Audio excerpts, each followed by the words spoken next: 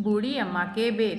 अंजलि एक छोटे से गांव की लड़की है, लेकिन एक छोटे से गांव की होकर भी वो मेहनत करके इंजीनियर बन गई। अंजलि को पढ़ाई के बाद अच्छी नौकरी मिल गई। अंजलि ने अपने पिता के गांव में 5 तक की पढ़ाई की। वहां के स्कूल में पढ़ने के बाद पिता और उसके भाइयों में जमीन को लेकर विवाद हो गया, जिसके कारण अंजलि और उसके परिवार को गांव छोड़ना पड़ा।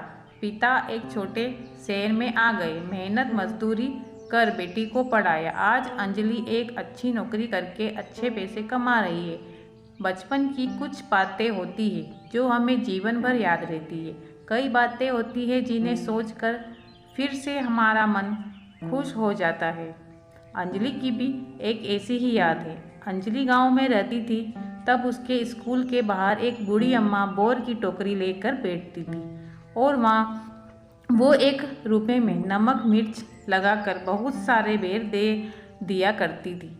उन बेरों का खट्टा मीठा स्वाद आज भी अंजलि को याद आता है। कई बार उसने कई जगह से वैसे ही बेर खाए, लेकिन उसे वो बात नहीं लगी जो वो बूढ़ी अम्मा के हाथों में थी।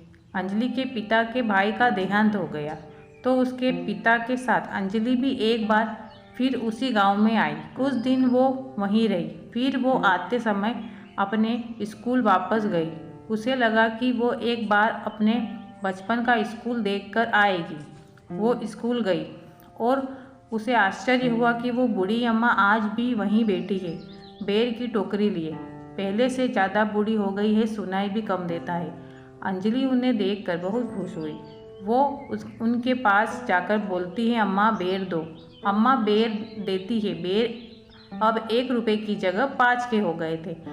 अंजलि ने उन्हें 500 का नोट दिया। अम्मा लड़खड़ाती जुबान में बोली, बेटी इतने में तो मेरी 20 टोकरी आ जाएगी। अंजलि अम्मा के पास बैठ गई। कहा, अम्मा रख लो, इतने साल आपके बेर की बहुत याद आई।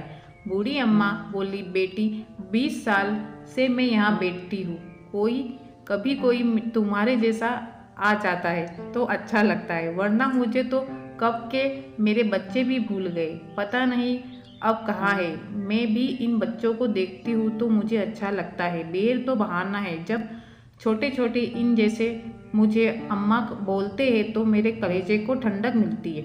अम्मा बोलते बोलते रोने लगी।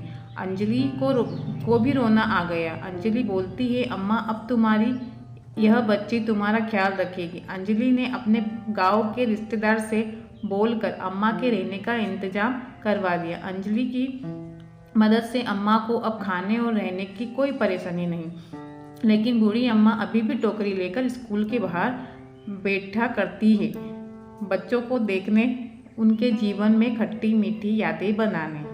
अगर आपको मेरी कहानी पसंद आई हो तो लाइक करें और चैनल को सब्सक्राइब करें।